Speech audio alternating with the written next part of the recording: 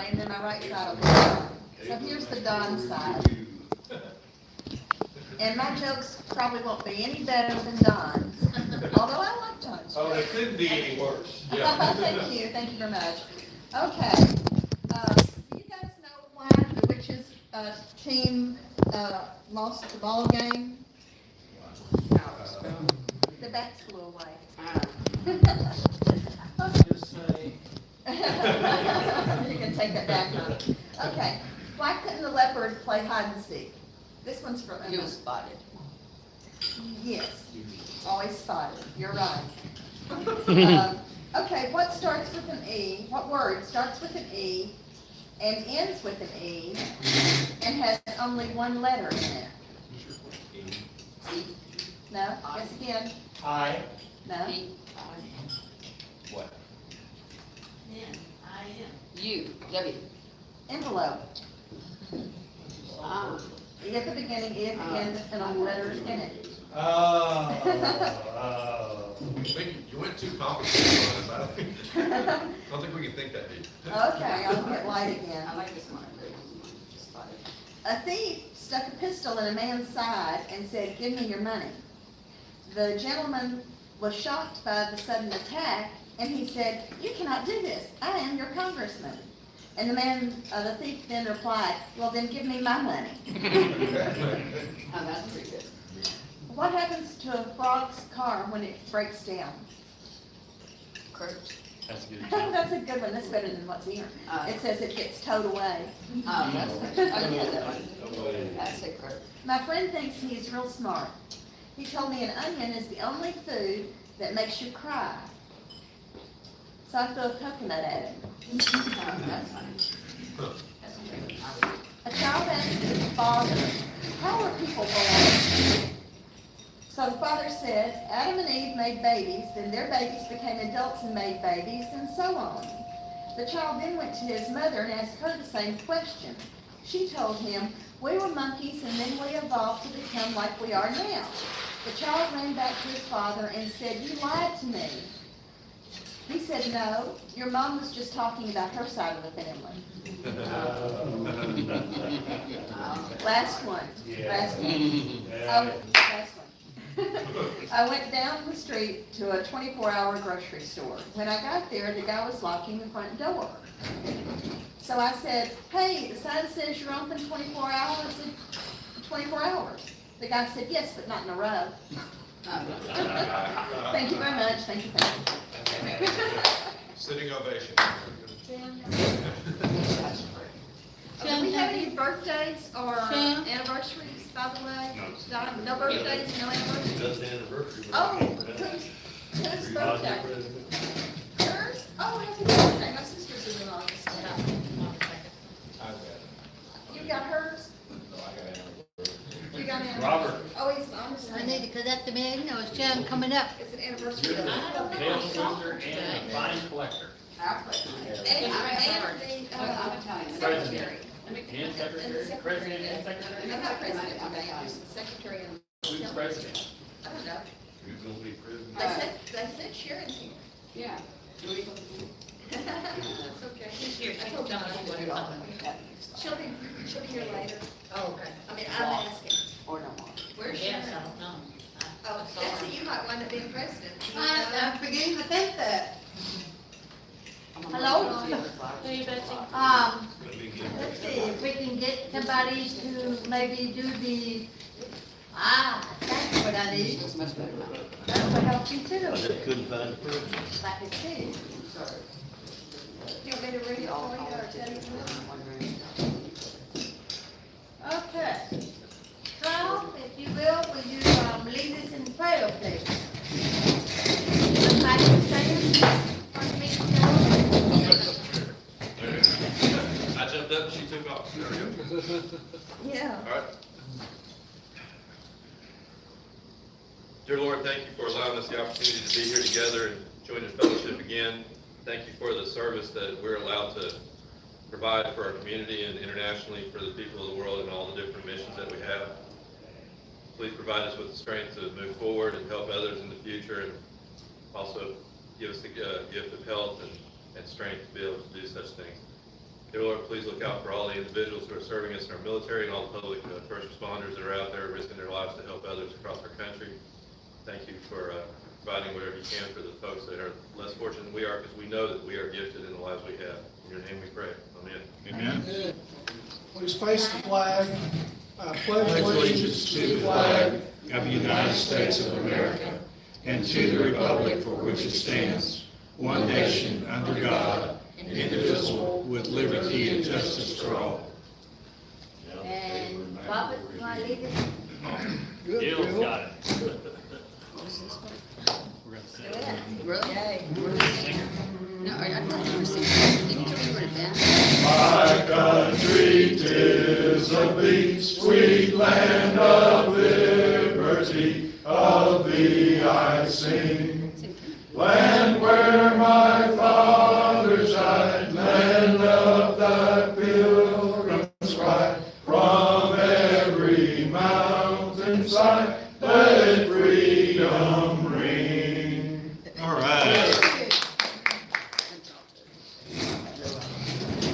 Do we have any birthdays or anniversaries? If I understand it, we have some anniversaries. They paid me. We find them. It was Robert with the anniversary and Cindy with the birthday. I think that's all. That's all. The only people that know. All right, we need Jeff equipment today. Are there any announcements? Cindy, I can get to the front table. I have one thing. We had talked about doing signups at UALR this I fall, wondered about that. and Virgil was able to connect with someone over there, and they said that they needed 5 members in order for us to do that. And I spoke with Wanda Barnett at the state office, and her nephew Brandon, who's blind, he just graduated from the blind school, he is attending UALR, so that's one. And then also, he has a friend that we can get. And then she also said we should get the gentleman that's working for Sharon, that's a teacher over there. So that would be 3.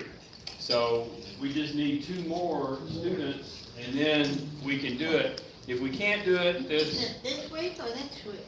I'm not sure when it is, but we may not be able to make it this semester. But it sounds like we've got, we're getting the things in place to be able to do it in the spring, in January, when the next one is, if we don't make it this time. I'm taking a class. You're taking a class? Yeah, taking one and teaching one You're taking a class? and teaching. So we've got 4 then. We got 5. How's that? David, my son, has left the fire department and is going back to school full-time at UALR. Okay, so now, so now we'll hand it back to Virgil and say we've got the 5. Are they already on the, No, they're not, none of these are members, are they? Well, you know, some of them. enroll, you just can't go by here. Yeah, these are, the ones that I mentioned are already there. Some lights? Yours is in the spring, No. so it'll, no, he's on there now? You we've got got to 4. have some My lights? Cindy's, I may have to do it.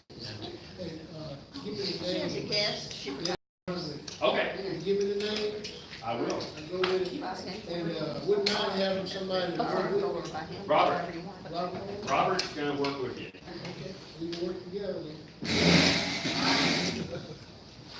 Any other, what other announcements do we have? Let's see, we have a new member. Wonderful. Arlen Stratton. He Wonderful. says. So he joined last meeting. He needs to tell us, yeah, tell you what. Yeah, I guess I can. Sure. To introduce myself to you all, my name is Arlen Stratton. I'm from Champaign, Illinois, and I'm a student here at WSB, going into their Certified Credit Counseling program. I've been a member of several other community groups where I'm from in Champaign. I'm a member of the Knights of Columbus. I was on the board of directors for our local center for independent living for 10 years. I've also been involved in different college clubs at Parkland College. I was my son's den leader all through his Cub Scouting career. So I've had my hand in this and that and many other things. And in Champaign, I did look for an opportunity to join the Lions Club, but I really couldn't find a contact. So I come here and you guys have your chapter and I'm like, hey. You know, so this is a great opportunity for me. I want to thank you all for that. That's a brief introduction. Welcome. Great, welcome. Okay, one other thing that Sharon Then I had, let them talk. oh, I'm sorry. That's all right, go ahead. No, He was behind me. go ahead, Go ahead. go ahead. Sharon had mentioned that we were going to do something for Halloween, and where we were going to have like a haunted house or something. And I think that Brandon's going to help with that also. But one of the things she asked was for us to collect medicine bottles, because they're going to give like jelly beans and stuff like that out in the tub. So I've collected some, so we'll start a pile if everybody will start bringing some. Is all that your drugs, man? That's all my drugs. All right. But we got the, look here, my wife got some of these, you know, these are gonna be really popular. She got some of those jumbo ones. Big drug bottles. What's the trick of getting the labels off? Yeah, I was, thinking- Yeah, that's yeah, what I was about to ask. He- Soak them and goo gone. Okay. yeah, I soak them I in can a never get them all. yeah. Goo The gone, other- oil that you spray. I soak them It's in water. Gooby gone or something like that. But the other thing is use like a hairdryer and heat them up. Hey, so you know why I use the big ones, I'm thinking the light ones. You know what you're doing. Sounds like he's changed the label. They need to be the same size, or can they be any size? Pardon? Do they need to be the same size that you have, or any size? I got multiple sizes. These are various sizes. I just brought what I suspect if they're handing out candy, Doesn't matter what- doesn't matter what size it is. I agree with that. Bill, what do you have for us? Okay. I responded to an email in regards to this, but on October the 10th is the WSB Vision Awards, and that is a Wednesday. Okay. That would be our scheduled Wednesday meeting here. My recommendation is that we not have a meeting that day, and that we all who can attend the Vision Awards. And I think last year, if we wanted to go, did we buy a table and let people attend? Or did the club members reimburse? Or, I think that the club bought a table, as I recall, and I don't know that we had any reimbursement. I think some people probably paid their own way, okay. but, Well, I suggest that we either pay our own way or have the club buy a table, but and then those of us who can attend, Where is it? I would say at the table, I would recommend that we have members only, and if we bring a spouse or a guest, then that, we would pay for that, out of our own. what we'll need to know is a head count of who's gonna be there and the like, but. Can we just do right now, who, When is it? you know, I'm not president, president can make this call, but can we make, how does everybody feel about that? When is it? October? Okay with me. It's October the I 10th. have a motion that My we mom should be back there. I so moved. get a table. I so moved. That we suspend our meeting here, we not have a meeting here, we encourage people to attend, and that the club buy a table For members. for members. And it's All not those in at night favor or day? of, It's at noon, That's what I thought. it's So- a noon. Where is is it? that the embassy, I mean, It's- that's the Marriott again, It's like at the convention center? Robinson Center. Dutch place. Yeah. Dutch place. Okay. Actually, it's not the Marriott, it's the Robinson Center. Robinson Center. Why is it Dutch? Not Dutch. Why Dutch. is it Dutch? Oh, Because the, what was It Oh, used to, the, it used to be, Peabody. it used to be a Peabody. Ah. It's attached to the double Yeah, tree, yeah, but okay, it's I just the- couldn't figure out why you but meant it's on Dutch. the- I was at like, Broadway. Hey, I know what We Robinson have a is. motion to not have a meeting on October 10th and to get a table, have the club give a table to the, what's it called, Vision Award, Okay. honoring Vision David Basil. Awards, Luncheon, You have and, I see you. all those in favor, say aye. Well, you need a second. Second, I second. all those in favor? Aye. All those opposed? Ayes have it. Wonderful. Well, to also make sure, last year there was some confusion because Katie is a board member. She got a table for She brought a table too, right? VSB people, Yeah. and we couldn't be at two tables at one time. Yeah, So we need to figure that out, make sure we don't Is bump y'all. the state gonna do a table, do that, But or will DHS do a table also then? I don't know, last year we had 4 or 5 of us, so, So that's Cassandra's We- call. I Is that think, Cassandra now? I'm not real sure, but I think Katie bought that herself. Did she? She Okay. did. Yeah. I think so. I don't think it was a state, Okay. I think she did Oh, too. that's what I DHS is amazing. Okay. Yeah, 'cause we can't pay for it out of state funds. yeah. I think Katie did it, but she had us, the DSB folks, staff sitting with her. And we had also turned in our name for the club, so I think it got with confusion with where we're supposed to sit, who we're supposed to pay, or whatever. So we need to make sure that doesn't happen again. On the other announcement, God's October 10th, what you got, Leon? The next thing is our speaker's not gonna be here.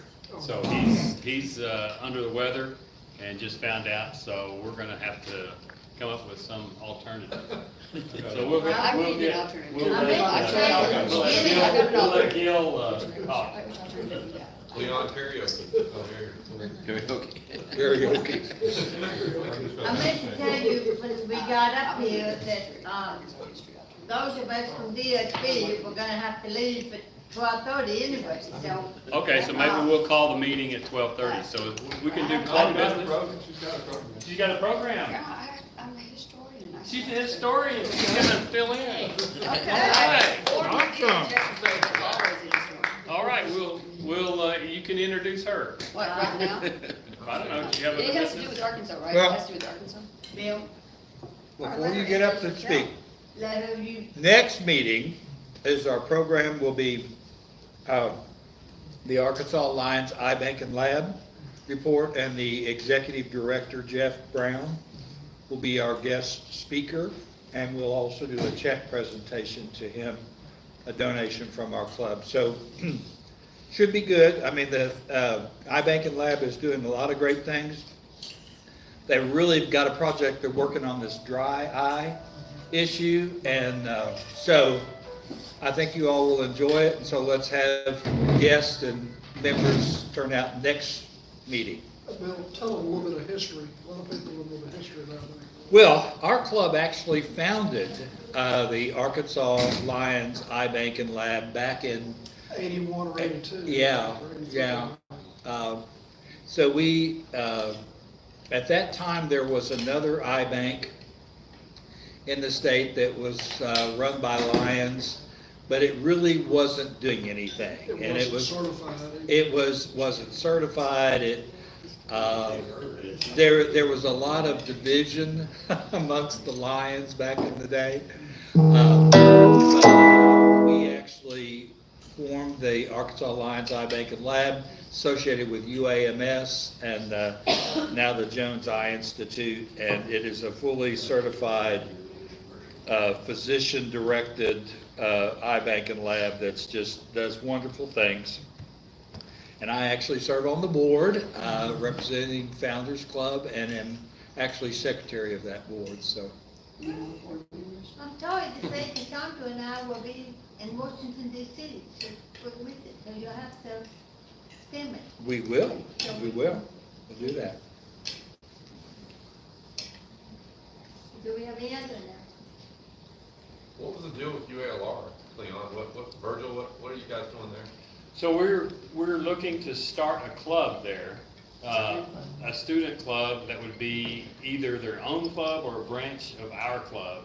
But in order to get on campus during recruitment, we need to have, Virgil I mean, I guess I should let Virgil talk Well, from there. I followed up on it, they got at least 5 students attending it already. Right. Just can't go in there and have students, we have to go through, we have to form, like, building a club, we gotta go through student directors first. They gonna check it out and make sure it's valid. Some of them never even heard of the Lions Club. Right. Well, I'm stressed, they didn't know it. So we explained that, and that's why I say it's, the undertaking, I thought it was already, the professor was helpful, but he wasn't that helpful. Do they have to have a faculty advisor? Yeah. Okay. They had to have a faculty advisor. Well, I work with quite a few UALR students, so that's what I was, they're all visually impaired, so I would nudge them in that direction, you know? I didn't hear what you said. I work with quite a few UALR students who are visually impaired, so there's 2 reasons for them to be involved right there. And so I can nudge them that direction when there is a club established. Do you think you could get them beforehand to agree to join the club beforehand? Maybe, yeah, I can talk to them, I can see. Yeah. And then we could use their name. If you could find that out, how soon could you find their name or find out where they would? I'm talking to them all right now because fall semester's starting up, so it's. Yeah, if you could get a couple of names and then I'll forward, or you can forward them to Virgil. Okay. Virgil Coleman, and yeah, so his email's in our list. Okay, yeah, we can do that. Yeah, I'd love to see some of those, you know, anybody, any person, but some of the young college kids, nice, you know, see some of that youth, you know, see those. And these guys are visual levels of blindness too, so there's a tide of lines up there too.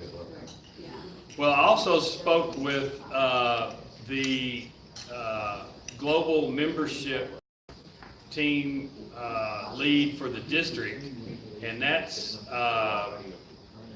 it's either Eric or Rick Pine Bluff, and they're brothers.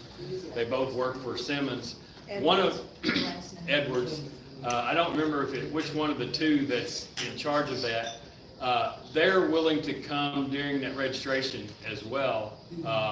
And I talked to them again about submitting this information to International, because International had said bring a team down for a week and follow up, do all the follow up and all that.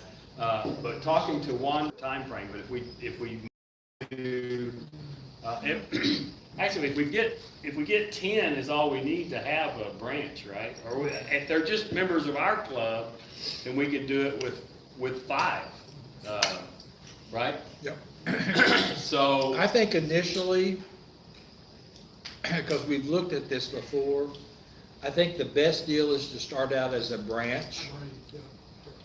In other words, they're members of Little Rock Founders Club, but they have an association where they can meet at the UALR location, or, you know, sometimes with students, their schedule is mixed. So they could even join us on Wednesdays or have their own. well, I think for a branch club, you need to have 10. Oh, is it? Okay. Yeah. Okay. So that's something that Virgil and Robert can look into also. We can give some names to them so they can go talk to them. The other thing that when we were and District Governor Gloria Montgomery mentioned this, is that we've got a club in the state that's a little different. They don't have Wednesday meetings. They are a group of younger people, middle-aged parents. And so what they do is they meet basically by texting each other. And so when they have a project or something, they go work on that service project. But they're kind of looser on their structure of their meetings. And that's one of the things that they've talked about, like at the international convention, is that you don't necessarily have to have a club that has a meeting every Wednesday or whatever, because some people that doesn't work for. And so that's, but keeping them focused on service and then leadership and end of it seems to be what works with that younger group. So we got to keep that in mind too. Anybody explored any more about a club with the East End, or maybe even doing a junior club at the blind school? Yeah, so Robert, I think is the one that, Yeah, he said get back to him, so I need to get back. okay. So, yeah, we're still working on it. May not happen this semester. I know you're doing something with the exploring the East End, but is anybody maybe talking to James about doing one at the Arkansas Blind and Vision Page? Oh, that was the other thing I talked to Brandon about, the Arkansas School for the Blind, and he was willing to help over there too. So he knows people, obviously, because he went to school there. And so I probably should give you Brandon's number, but he works, or he's usually out at the state office out in Sherwood. Have you ever been out there? No. With Wanda, he's Wanda, or you can call Wanda, she's in the directory, and ask for Brandon. How old is Brandon? Just a- He's like, he just graduated high school, so he's like 19. Oh, and he's also going to do the Forrest Gump again at the district. I don't know if anybody was able to see it. So he's gonna do it again. He did an excellent job this last time, at the district last year. So he's gonna do that again. Hey, can I interject for one? Yeah. Yeah. You know, one of this, is most of the students that I, even, they're adults, never heard of the Lounge Club. It'd be good if we had some kind of flyers, kind of like, pass out, people reading something, they don't even know what it is, they don't even know what to do, so going there just verbalizing stuff, I got to have something in, print, like some kind of pamphlets. We've got some in the closet back there. I need to have about several of them, so I can, when I talk about Lounge Club, they can read it themselves, so see what we're doing. And then they would be more eager to try to, because young people like that, as people like us, that want to get involved, but they don't know how to do it. Like I had a hard time finding, even though I was part of it, the job that this young man all excited, you know. So if you get me there today, and Robert and I, we'll start working on this program. And I got Michelle gonna help us too. So. I am going back to finish. I think she's doing That's all, Steve. I think with that age group, the start, like you said, it's not about meetings as much. It's about, well, they all watch Shark Tank, and Mark Cuban doesn't go to meetings, he does it all by text and stuff. So I think it's about service projects. It's about international. I think that'd be a big influence on a lot of those young guys, is that it's international. The size of Lions International. And then also the potential that they're going to be, that it helps them out with future employment when they graduate from college. You know, it's threefold. That's what I want to tell my kids I'm working with. Those are good points.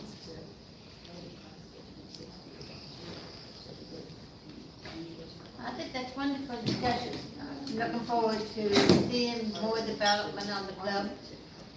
Did we decide we were gonna have a speaker, or just join the meeting at 12:30, or? You gonna speak, Michelle, for a few I minutes? don't know, I could, I mean, is it like history? I mean, I just happen to have a history topic on my head. Good. You wanna come in and do some speaking? Okay, I'll just stand here, it's not informal. So this is Michelle, one of our fairly new members, and she has a history background, and with that, I'll turn it over to her. With that, I'm gonna turn this over to Cindy. I don't know, 20 minutes. Okay, 20 minutes, 20 minutes. 20 minutes, we'll give you 20. Okay, so, last minute thing, so if it's Arkansas history, one thing that I'm interested in Go is ahead, get on actually. the mic. Get up closer. Tap, My tap. voice isn't carried, I usually project it. Anyway, the thing I'm interested in, and I'm doing some work on currently, is Martha Mitchell. So, I don't know who here knows of Martha Mitchell. See, Yes. Most people don't even know who Martha Mitchell is. And she's originally from Pine Bluff, as they say, well, many historians, and my interest actually, and we could talk about this, is that those who know Martha Mitchell probably know just what was in the press, and those who, unless you were, I guess, from that area. And then of course, history forgot about her. And she's left out of almost anything you read about in Watergate. In fact, almost all the women that were involved in Watergate were sort of, have been left out. And we can discuss why you think that is, if you like. But what I find interesting is that she was just a southern girl who played the stereotypical role of a dumb southern blonde and was very incredibly smart. I mean, she could count cards, she beat anyone she played poker with, that's why she was always on Air Force One.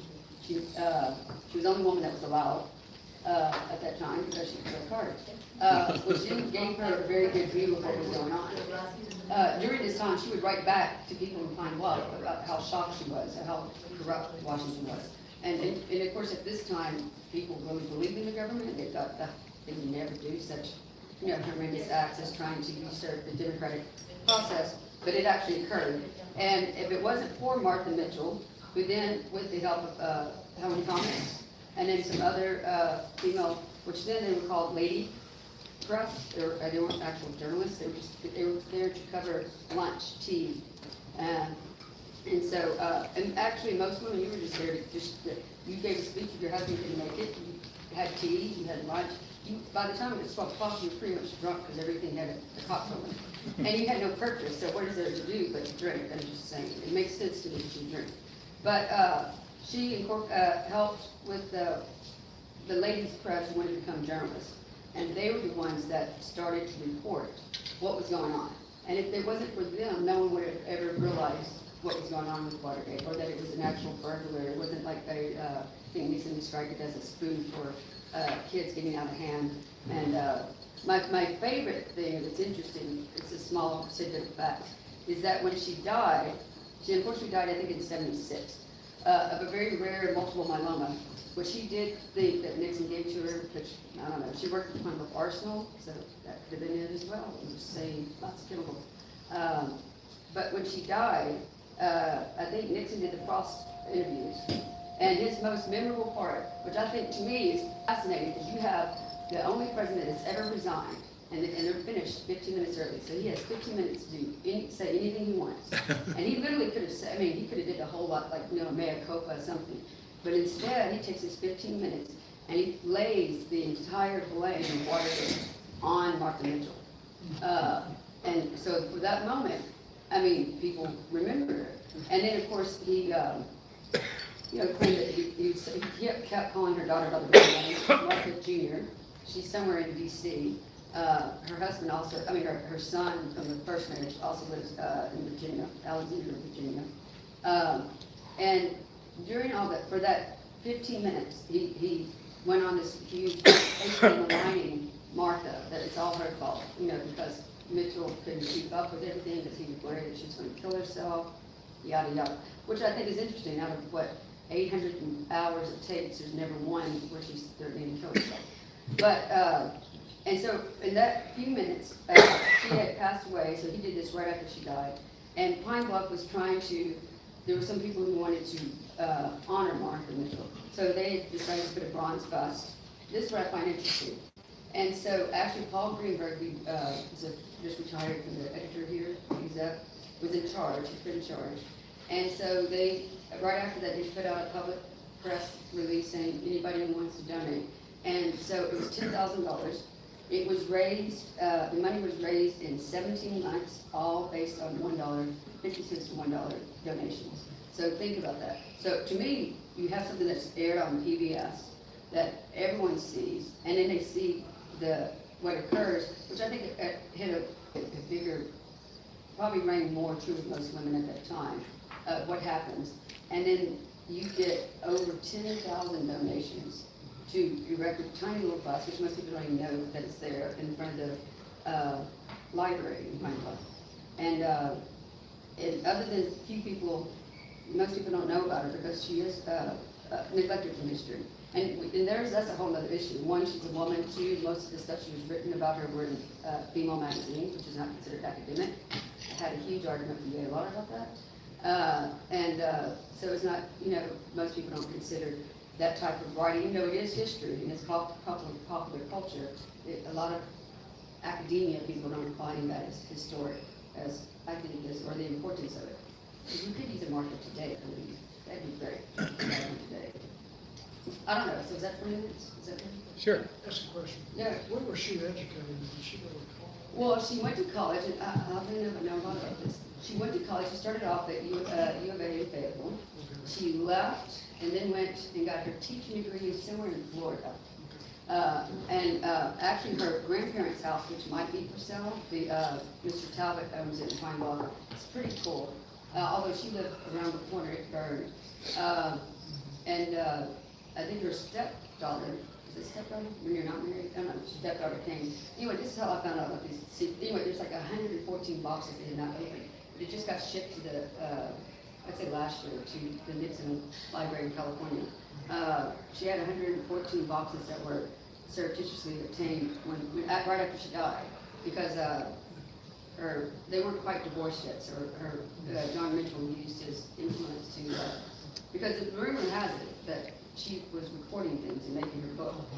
And so, which I would love, I mean, of all people to just tell stories, I mean, not only did she tell the story I've been told, but the things that she would have seen, I mean, would just be, I mean, I've read the letter she wrote, and it's just astonishing. I mean, it's, to me, when you look back on how she was perceived, I don't know how anyone would say you know nothing. But she was smart. I mean, she played it, when I look at certain interviews, there's very few, most of them have been removed from public.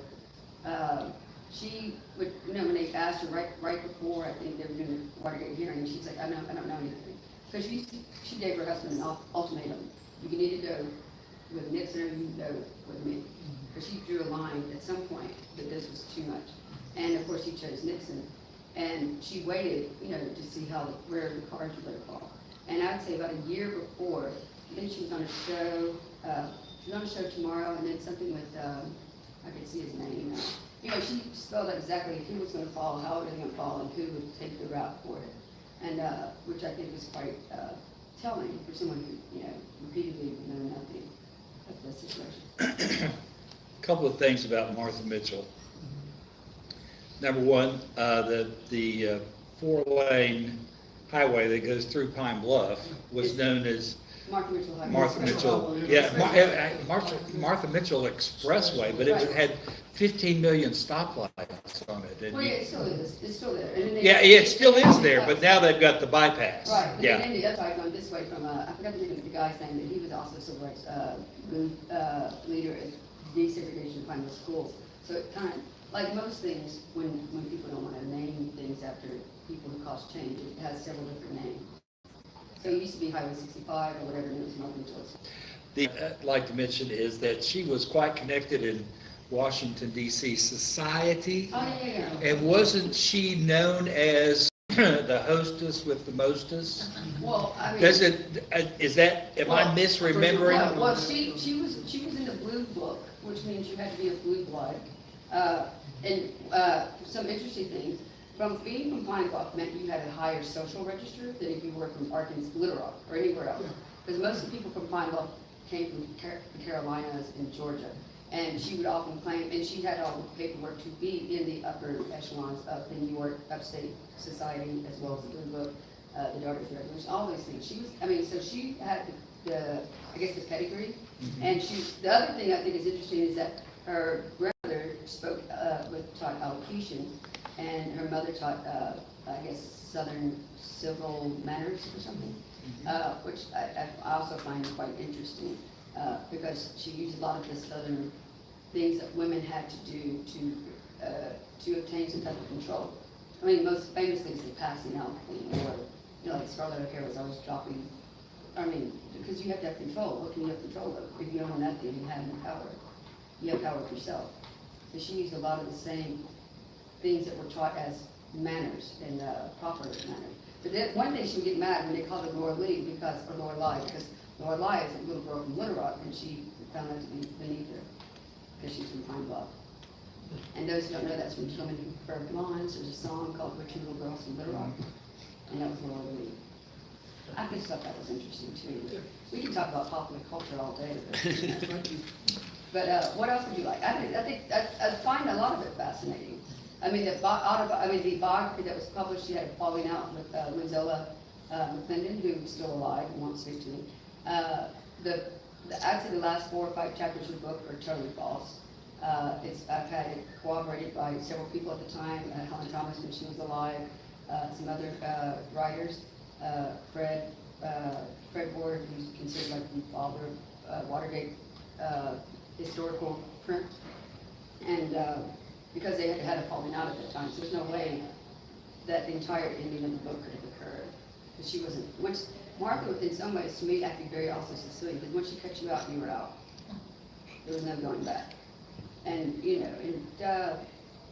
I also, to answer a lot of things, people thought that she was hounding the press, and she might have been, to an extent. But when you are ratting out the most powerful person in the country, and his boss, what's the safest place for you to be? I mean, the only place you can be is in the press.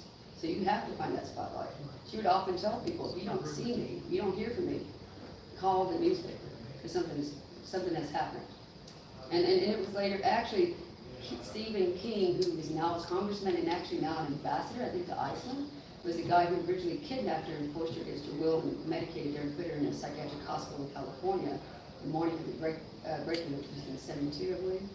And then that came out right before she died. But it ended up being on like page 15 of the paper. And so she was once again seen as being histrionic, when it was actually true. Of course, I think most women probably could have been forcibly, institutionalized at some point in the 70s. But it's interesting. I don't know. I got lots of thoughts. Any other questions? What was Martha Mitchell's maiden name? Bill, B-E-L-L-E, or Belle. Belle. Depends. I think they pronounce it Belle. Yeah, and her grandparents' home, which is a private museum, is on 2nd Street in Pine Bluff. Right across from the railroad, I believe. It's like a second story, Queen Anne, has a double wraparound veranda. And I think he's trying to sell it. Now, there's lots of things. I will say she's the only woman that had any of the Watergate paraphernalia. Like you could buy the gold bars or silver bars. She was the only woman, not even Rosemary. Was it Rosemary Wood? I don't know, I've got lots of, people were sending me lots and lots of Martha Mitchell things. I have like little bronze ingots with Martha Mitchell. I have a print, The Last Supper of Nixon, and has Martha Mitchell in the background on the phone. I mean, you didn't have any other woman at that time, even when she was considered to be a target before, I guess, in some ways history has proved her correct. She was on a lot of things. And in fact, Bob Woodward admitted 15 years ago, and then he was here about 9 years ago, also admitted here that he did get a lot of information. They both got a lot of information. But they would, when I asked why did they not say this in their book, his answer, which frankly made me angry, was that they thought it would look like a woman scorned. But his telling of it also coincides with the telling that I got from Helen Thomas and some other people, that when she finally kicked him out, she rang them, and she had a very, I always pretend to do her accent because I can almost hear it. She had a really heavy draw. So she asked Woodward, she goes, I kicked the son of a bitch out, now you can come up here and get his papers. I hope you know. And then she hung up the phone, and back in that day, Xerox were huge. He said they took like 20 people and attorneys, and they were just Xeroxing, checks, to get rid of the AT&T lawsuit. And I mean, just lots of stuff just laying around. And I guess that was the good old days when people just wrote stuff down. Anything else? Thank you. That was interesting. Good? Yeah. Any comment? Final comment? Thank you. You're welcome. Okay,